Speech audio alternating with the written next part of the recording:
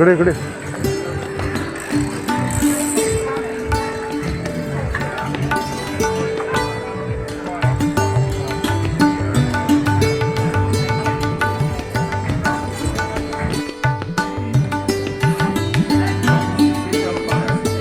आता जी टाइम नाही नसते तर मग इकडं पुढे चाललं असतं पण आता टाइम नाही गेली म्हणजे आपल्याला हे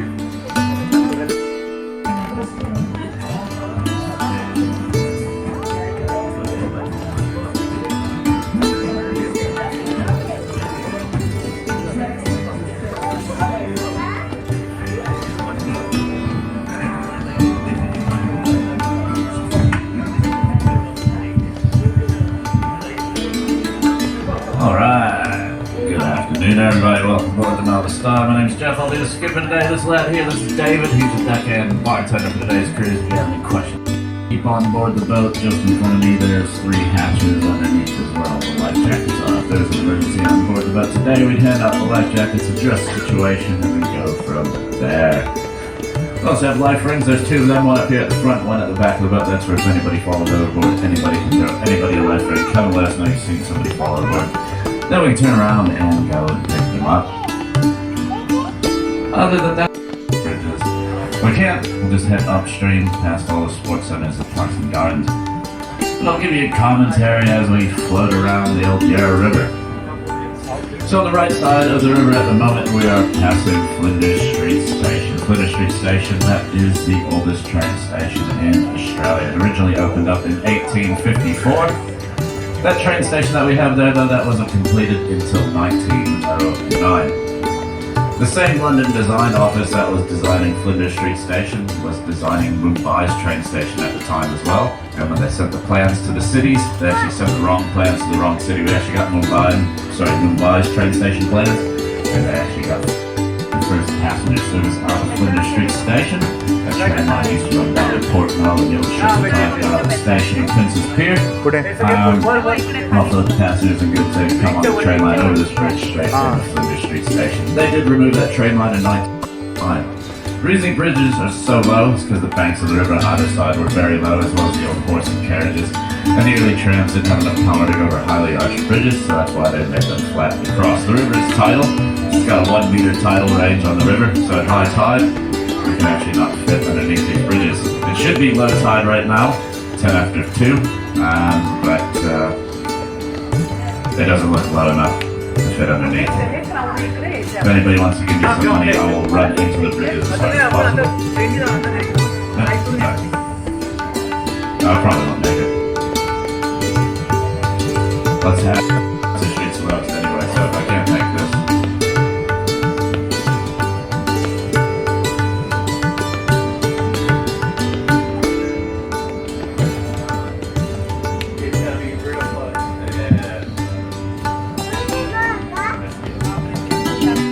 Any more than I have already, so we're gonna head upstream.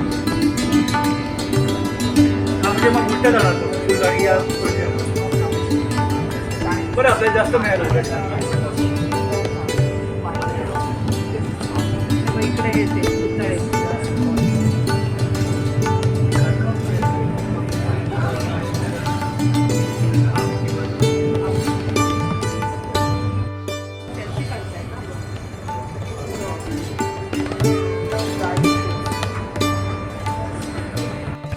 It's called Southgate. So Southgate is a pretty new area to the CBD. It used to be very industrial on this side. They used to have a lot of car yards, paper mills, and factories.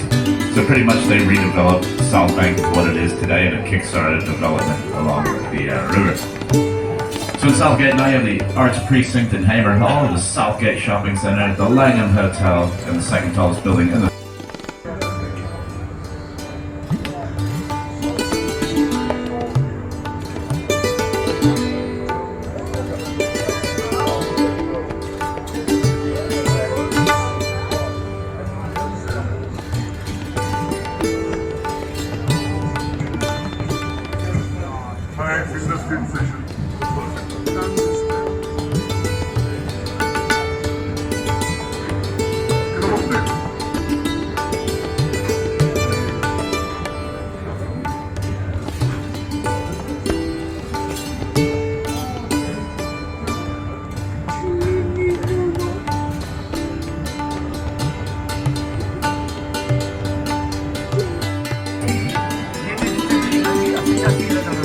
मुंबईला आणि मुंबईची So just in front of us, the bridge. It's based off the Blackfriar Bridge, which is a bridge over the Thames in London. You can see all those emblems on the side of that bridge. That is representing the 6 councils that paid for this bridge, which back in the day it cost £6,000 to build this bridge. It was designed by a man named John Granger. He was the dad of Percy Granger, who is a famous Australian composer.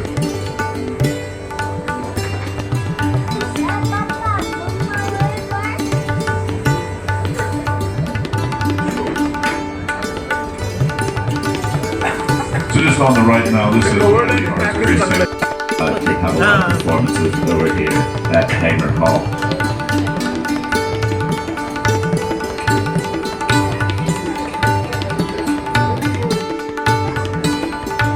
आता India अख्खी city मस्त सगळं बघायला मिळेल.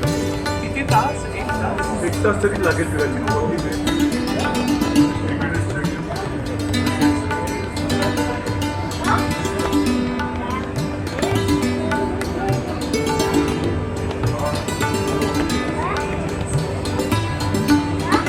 So just off to the left now, where we departed from, that is Federation Wharf.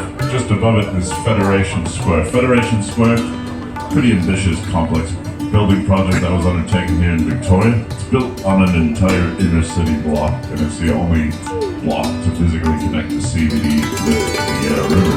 At Fed Square, you have a bunch of restaurants and cafes. You have the SBS TV studio, the Australian Centre for the Moving Image, as well as what else? Oh, big stage up there, so they do have a lot of performances and other stuff up there at Federation Square. Three different unique rowing clubs on the right. The brown and white one, just on top, you can see its name, the Mercantile Rowing Club. That club is famous because it had 4 rowers who were out of the club back in the 1990s. They were called the Oarsome Foursome. Those 4 rowers won gold medals in the Atlanta and the Barcelona Olympics during the 1990s. So we did have Olympic champions coming here at our rowing club in Melbourne. The End Rowing Club, the blue and white one just in front of us there, that is the Melbourne University Boat Club. That is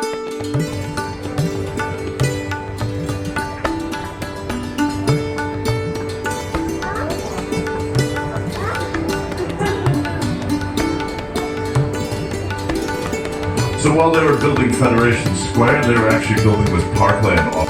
The name comes from the Wurundjeri language, which translates to park beside the river of Mist. One unique feature you can see in the Birmingham Park's this colorful sculpture here just to the left. That sculpture is called the Angel. That took 4 years to build because all the artwork on that sculpture are little rosé tiles. It was designed by a lady named Deborah Hillball, and she says that sculpture is meant to symbolize everything and nothing at the same time. So take a look at the artist's meaning of her sculpture.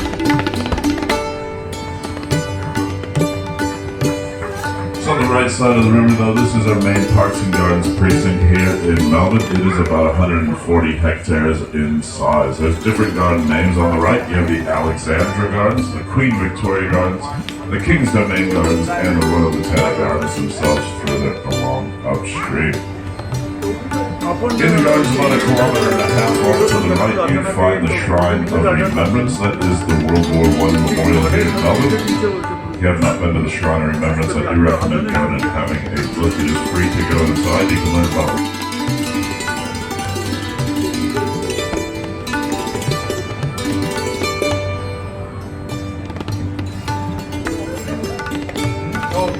Still the gardens off to the right, just on top of the hill in front of us, you're going to start.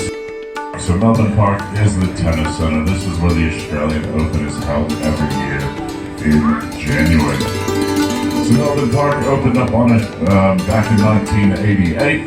It's got 14 outdoor courts, 2 main arenas attached to it. The orange roof arena there to the left, that is the Margaret Court Arena, named after Margaret Court. She was a top female tennis player for Australia. Back in the 1960s, her court is the number 3 court for the Australian Open. The main arena at Melbourne Park, you can see that in the big glass windows Australia's greatest sporting champions. He won all 4 majors in tennis in a year, and he did that twice during the 1960s. So the Rod Laver Arena is home to the Australian Open Finals. So this past Aussie Open, Rafael Nadal won his 21st Grand Slam title, and Ash Barty was the first Australian to win an Aussie Open title in 45 years. In 1952, but this is actually the second bridge built in this spot. The original bridge was an all-timber bridge completed in 1915 by an all-female workforce. The reason behind that, World War I was going on at the time, so most of the men were overseas fighting in the war. That's why it left an all-female workforce to build the original bridge. There was nothing wrong with the original one, besides it only had 1 lane, so as Melbourne got busier and busier, they built this bridge here to take the heavier flow of traffic, which is fair. Track cycling events went on. So there used to be a cycling velodrome inside that stadium. Nowadays, that is the number 2 court for the Australian Open. Just to the left of that, you can see the largest stadium in Australia, the mighty Melbourne Cricket Ground, the MCG as we like to call it. The MCG grounds that are founded back in the 1850s. The stadium didn't get to be around that size until preparation for the 1956 Summer Olympic Games. And then it had another facelift in preparation for the 2000. With Magpies defeated Melbourne Demons there, and then in summer they have 90 days of cricket. Last major test every year at the MCG is the Boxing Day test. This past Boxing Day test was part of the Ashes series England were touring Australia.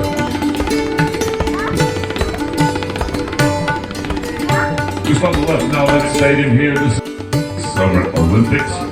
After the Olympics finished up, the Collingwood Football Club have taken over that ground now. That is their home office and training facilities. They do have a sponsorship deal with AIA Vitality, so that stadium is now called the AIA Centre. Just behind the brown fence was the old site of the Olympic Park, which used to be a warm-up facility for the 1956 Summer Olympic Games. There used to be a seating structure that's at 20,000 spectators watching when they warm up before they went to compete for their events. After the Olympics wrapped up, though, they did remove that seating structure and put a grass oval pitch in place of it. So nowadays, that is where the Collingwood Club do all their on-field drills and training sessions. And then their VFL teams have their home games there at the old Olympic Park. Our final stadium in our SCENIC Stadiums of 2010. It's also a very green stadium. There's a rain catchment system on the roof, so when it rains, all the rainwater is collected to a series of holding tanks, and they use that rainwater while just on the right side of the river now, we are passing the Royal Botanic Gardens. The Royal Botanic Gardens are established back in 1846. They're rated in the top 10 botanic gardens in the world. There's over 12,000 different species planted here in the gardens, and are the second largest gardens in the world behind the Kew Gardens in England. 1880s to the 1920s, they dug out this canal that we're on. So pretty much they straightened up the run of the river, they widened it and they deepened it. That was to alleviate flooding, but it also helped make navigation on the river a lot easier. Don't worry, I wasn't going to run into you.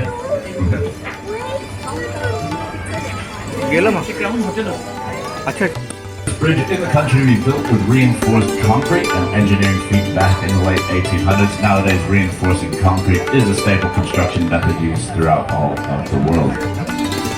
After this bridge was completed, though, World War I did break out. John Monash at the time was a fight in the war. He was a general. He led the Anzac troops at Gallipoli and on the Western Front. For his efforts during World War I, he earned himself his knighthood.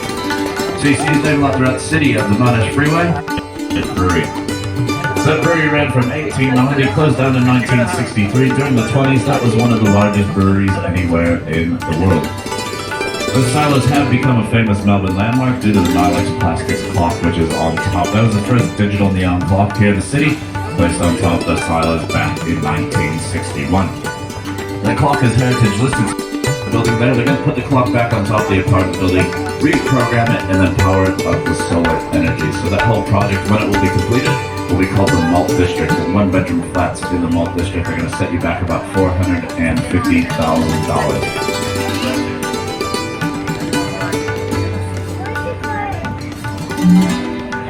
काम चालू आहे NEET लावलं हा ते काम चालू आहे. Outside of the city, up to Fitzroy, which is a suburb on the north, back in 1851 when there's actually only a few thousand people living in Melbourne at that time. So everybody thought he went a bit overboard in that big sprawl. But lo and behold, the gold rush was hit shortly after in 1853, and then by 1856, Melbourne's population hit 100,000 people. So as you travel around the city, you can tell it is easy to navigate. In the CBD area, Hoddle put in the Hoddle grid system. He made all the roads run north, south, east, and west. That was to utilize as much daylight throughout the day as possible. Also, the major roads in the city, Hoddle designed to be 30 meters wide, which is double the width of the roads back in the day. That was for the old stagecoaches, which had a really wide turn. Big arch together, even the banister up on the footpath has arches in it as well.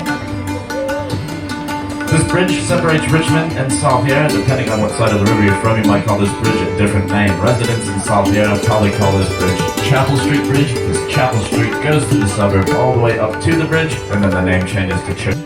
Federation Square, where we departed from on our cruise today, goes for another 10 kilometers past where we will turn around at.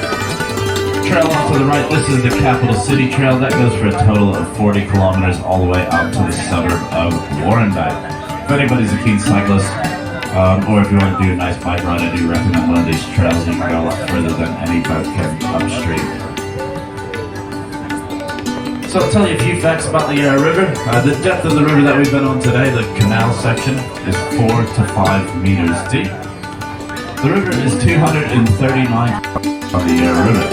Pikes Falls separates this freshwater section of the Yarra River, saltwater, freshwater, brackish section that we are on right now. If you don't know what brackish water is, that's salt and fresh water trying to mix, but since there are different densities, that does not work out very well. It doesn't actually settle to the bottom of this section of the river. It remains in that top freshwater layer, giving the river that brown look, but it's actually clean, clear salt water underneath. So the nickname of the Yarra River, because of that, is the Upside Down River. The actual name of the Yarra River comes from an indigenous saying, which is Yarra Yarra, not current, flowing down to the mouth of the river, out into Port Phillip Bay, just out front of the seaside suburb of Williamstown. So as you can see, I've turned the boat around, we're going to be heading.